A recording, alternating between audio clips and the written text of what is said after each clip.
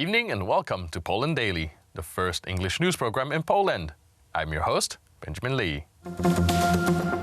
Poland is looking to garner increased global attention next week as the leaders of the world commemorates the 80th anniversary of the outbreak of the Second World War. The president of Poland, Andrzej Duda, will be hosting approximately 40 leaders all across the world. During the ceremony in Warsaw, speeches will be held by the President of Poland, Andrzej Duda, President of the United States, Donald Trump, and President of Germany, Franz-Walter Steinmeier. We're expecting 40 delegations to come on the 80th anniversary of the outbreak of the Second World War. It is nearly 250 people from all over the world, including presidents, prime ministers, presidents of parliaments, ministers of foreign affairs and national defense, but also special delegates of European royal families. These are the guests of the Polish president Andrzej Duda. Presidents of Poland, Germany and the United States will give their speeches at the Piłsudski Square in Warsaw. Memory and caution, this will be the slogan of the meeting. These words will appear on a white flag attached to a wreath which will be laid by the three presidents at the tomb of the unknown soldier, located at the Piłsudski Square in Warsaw. These words will also appear on a bell prepared especially for this occasion, which later on will be given as a gift to the city of Wieluń. During the celebration, each head of state will symbolically ring the bell in order to commemorate the victims of the Second World War. The second edition of the nationwide celebration, Grateful to the Polish Countryside, was held today in the city of Kolno, with the participation of the Polish Minister of Agriculture, Jan Krzysztof Edrowski, and Polish Prime Minister Mateusz Morawiecki. During his speech, the Polish PM emphasized the importance of Polish farmers in the countryside. He also added that the Polish state's duty is to support them during hard times.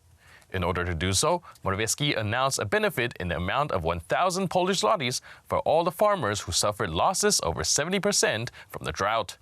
He stressed the fact that the ruling party's goal is to make the Polish countryside modern and attractive, and that the government does not want an import of goods from the West.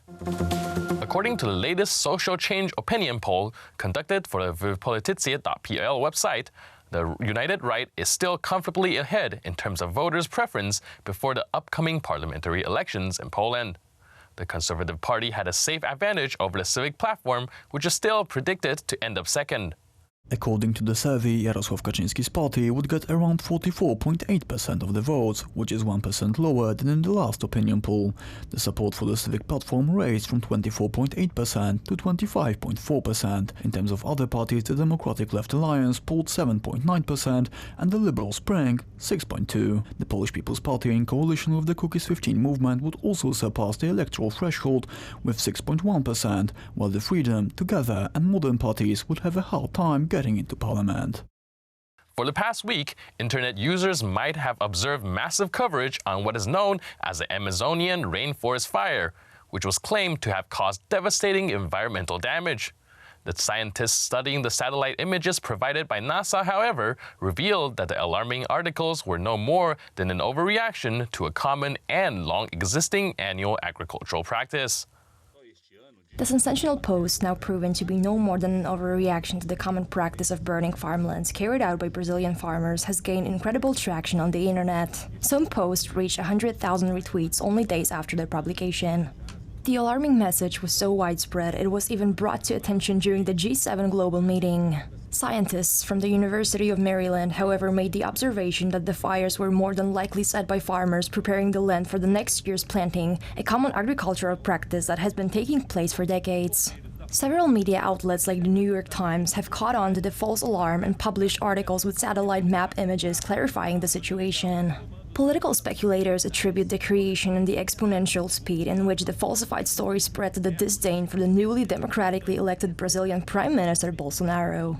The right-wing politician has seen various attacks from the media sphere as well as from the internet, and the most recent hoax could very well be another attempt at lowering his international support. While deforestation remains a long-existing issue in Brazil, and there has been an observable uptick in the amount of man-made fires this year compared to the same month last year, and on average, the information about burning of forest grounds that caused significant uproar across the internet proves to be little more than a false alarm.